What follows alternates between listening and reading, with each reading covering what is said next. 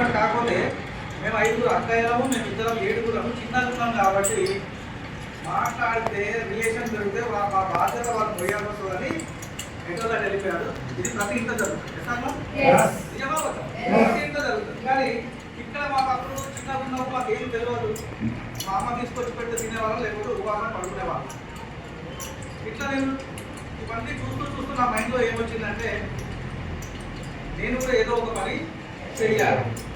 మరి నా పక్కింటి వాళ్ళు వాస్తవానికి చాలా కామెడీగా ఉంటుంది. వాళ్ళు బ్రాంచ్లో పనిచేస్తారంటే బాగా చూసేవాళ్ళు అన్నమాట. ఎందుకంటే మధ్యాహ్నం వాళ్ళు లంచ్లో మిక్చరు, కోడిగుడ్డు, పెరుగు తినేవాళ్ళు. ఈ 3 మా ఇంట్లో దొరకకపోయాయి. మా ఇంట్లో మా డాడీకి ఏవైతే ఉంటాయో ఆకుకూరగాయలతోటి, పప్పుతోటి పచ్చడి ఇవి నచ్చేది.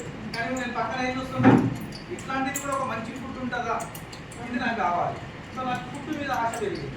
సో వాళ్ళని చూసి నేను ఏం చేసిన అంటే వాళ్ళలాగా బ్యాంక్ షాప్లో పనిచేస్తే నాకు మిక్సర్ దొరుకుతుంది, కోడిగుడ్డు దొరుకుతుంది, పెరుగు దొరుకుతుంది. ఎసాను ఈ 3 కోసం నేను కూడా బ్యాంక్ షాప్లో పనిచేయడం నేర్చుకున్నాను.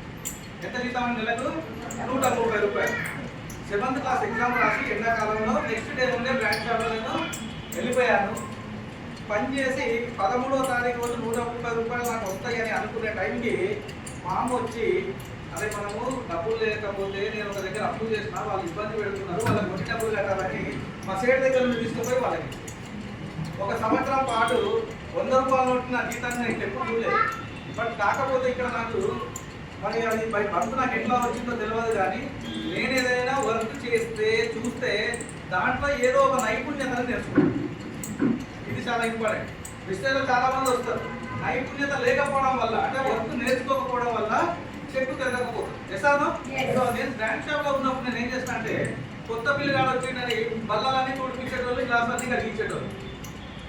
ఇవి తోడిపిస్తే టిప్పు రాదు.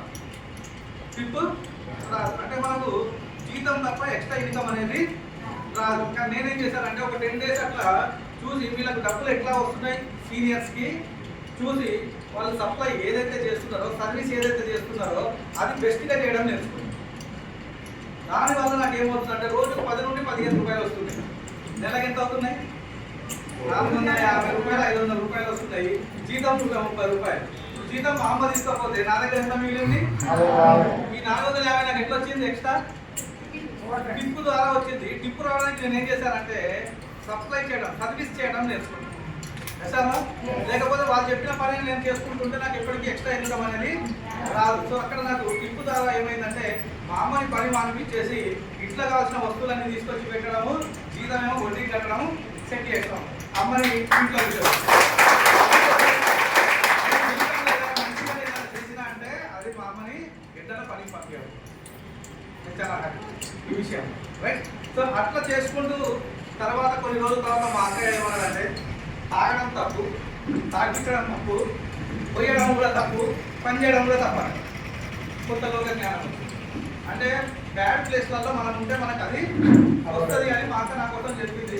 మా అక్క మాటలను కాదనలేక అది మానేసి 150 రూపాయల కోసం పేపర్ వేయడానికి పొద్దున్నే సరిలో 150 రూపాయలు పేపర్. ఫస్ట్ జీతం ఎంతండి?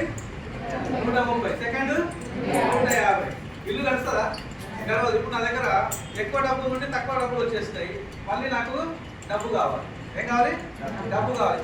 దానికోసం నేను ఏం చేశానంటే బస్ స్టాండ్లో ఒక జ్యూస్ స్టాల్కి వెళ్ళి నేను వర్క్ చేశాను. 600 రూపాయలు జీతం ఇచ్చేవాడిని. పొద్దున 5 గంటల నుండి 7 గంటల వరకు పేపర్ వేసేవాడిని. 7 గంటలకు ఇంటికి వచ్చి ఫ్రెష్ అయ్యి 8 నుండి 9 గంటల వరకు పడుకునేటోని, నిద్ర సరిపోక 9 గంటలకు మళ్ళీ నేను అక్కడ షాప్కి వెళ్ళి జ్యూస్ తయారు చేసే దాంట్లో ఫస్ట్ నన్ను గ్లాసులు కడుగుమన్నాను. అక్కడ కూడా ఏం కడుగుమన్నారు? గ్లాసులు కడుగుమన్నారు. సో అక్కడ కూడా నేను ఏం చేశానంటే గ్లాసులు కడుగుతూ అక్కడ కూడా కొంత జ్యూస్ని ఎట్లా చేయాలి, లస్సీని ఎట్లా చేయాలి, బెస్ట్ లస్సీని ఎట్లా చేయాలి, ఫ్రూట్ జ్యూస్ని తాగితే మళ్ళీ వదిలిపెట్టద్దు, బెస్ట్ని ఎట్లా చేయాలి, ఫార్ములా తెలుసుకొని నేను చేయడం మొదలు పెడితే మా ఓనర్ క్లాసులు కడుగుతున్నాడు. బిజినెస్ ఎక్కువ పెరిగింది. ఎవరు కడుగుతున్నారు? ఎవరు కడగాలి అంటే ఇక్కడ ఇది నోటీస్ ఎందుకు చేస్తున్నా అంటే, మనం వచ్చినాం కదా డబ్బు సంపాదించడానికి వచ్చినప్పుడు మనం ఏం చేయాలంటే మనలో ఏదైనా నైపుణ్యతని నేర్చుకోవాలి. అంటే ఏం చేస్తే ఎక్కువ డబ్బులు వస్తుంది, ఏం చేస్తే ఎక్కువ డబ్బులు వస్తాయి. అందరు వస్తారు, అందరు వింటారు, అందరు వెళ్ళిపోతారు. కానీ నైపుణ్యత అనేది నేను నా స్థాయిలో బిజినెస్ని ఎట్లా చేయాలి, డబ్బులు ఎక్కువ సంపాదించాలంటే నేను స్పెషల్గా ఉండాలి. ఎసాను Yes. గుంపులో గోవిందంలా ఉంటే బాగుంటుందా, లేకపోతే స్పెషల్